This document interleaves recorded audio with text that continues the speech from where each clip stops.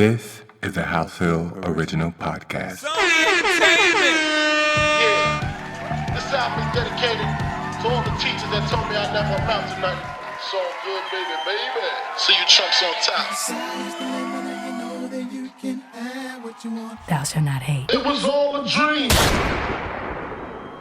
One of our other writers, Amy Anyobi, was talking about, like, I was listening to one of her interviews, and she was like, we have a tendency to try to, like, when we network up, and it really is about networking across, like, who's next to you, who's struggling, who's in the trenches with you, who's just as hungry as you are, and those are the people that you need to build with. It's not about, like, finding, hitting up, like, calling Tyler Perry, like, how can I work with you, calling Ava to be like, how can I be on? It's about calling your college mate. It's about calling your coworker and saying, hey, you trying to do this? I'm trying to do this project. And literally every project that I've done, every friend of mine has been in some way, shape, or form because I needed them, because they were just down. They didn't, they're not even part of the industry in many cases, just to help me make it work. And I would do the same for them in a heartbeat. It's just about, I guess, passion and hunger. Do you think that made you even more creative? Because not only were you trying to do the work, but you're trying to convince folks and you're trying to see, well, how can you fit in? How can you fit in? How can you? Because at the end of the day, you're trying to actually take this idea and bring it to life.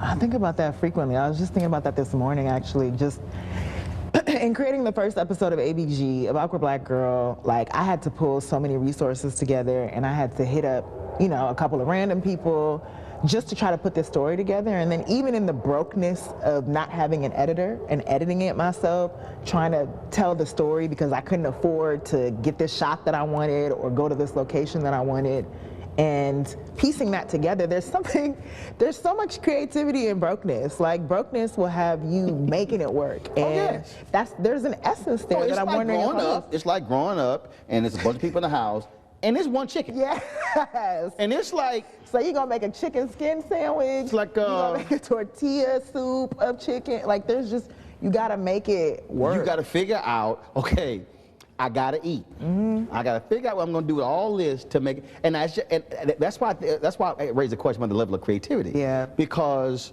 that's what you have to do. It's lit. As I sit here, I can imagine you going through one of these projects and it's kind of like, okay, we don't have quite the industry lights. So let's see what brings us close. I'm gonna put this lamp in your face, this kitchen lamp, and we're gonna make it work. But there's something like magical about that there's an essence there that I don't wanna lose. But that happens naturally. Then it's just about finding what else in your environment. I mean, it's twofold. I think about finding what else in your environment that still reflects your essence, and then continuing to maintain people around you who are still grounded and who are still in touch, and just that you gotta hold on to that broken energy, because I love making relatable stuff, and so much of that stuff is it makes you relatable. It makes you people feel like they're connected to the story. Let's go back to Awkward Black Girl, because it's one of those concepts where if someone hears it, they go, I'm sorry, what do you mean? And I understand that, these folks exist. Mm-hmm. And so was that one of the things that also was surprising when you were saying, okay, this is who I am? Oh, there's a whole bunch of y'all out here. Yes, and that was rewarding, because when I was like, I can't be the only one that thinks like this, that feels like this. And then to put it out and get, like, the first episode, the first day, people sending me letters like, girl, that's what I am, and I didn't know. And I think about it because someone told me when normally I don't tell people about the projects that I want to do, because I don't want to, some people have a tendency to be like, you should do this, or discourage you from doing it, right. And I would get in my own head. And I remember telling someone I was thinking about doing a project called Awkward Black Girl, and he was like, why you gotta put the black in it? You should just call it Awkward Girl.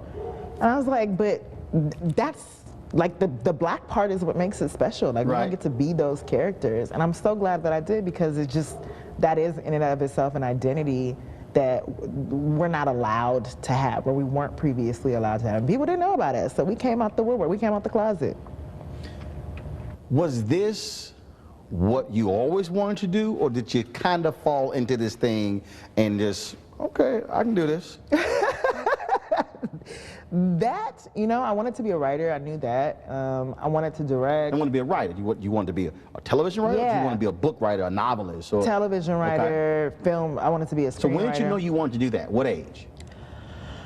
When I moved to LA at 11, when I moved back to LA, I went to a Moesha live taping, and they gave me the script. And prior to that, I've been writing like short stories, little plays, and things like that. But being on the set, so you go to the show, seeing how that worked, I won like a script, right? The teleplay of it, and I remember just like, oh my God, I got the formula in my hands. Like I could write television shows just by using this as a template, and wrote an original teleplay and then a spec screen, a teleplay for Cosby, like the new version. I was 11, and my grandma helped me copyright it, by sending it to yourself in the mail and let me use her computer. Which don't work. It does not work. That whole idea of no, here is the really cheap way to do a copyright. But I had so many, and wasn't nobody trying to steal my idea or script. But like I remember her helping me to find the addresses. I sent it to CBS, I sent it to NBC, and I wanted to, it was unsolicited, and they were kind enough to write me back and be like, girl, no, we don't, calm down. We don't take unsolicited scripts. And so then I fell back on it and just continued school, still kept doing plays.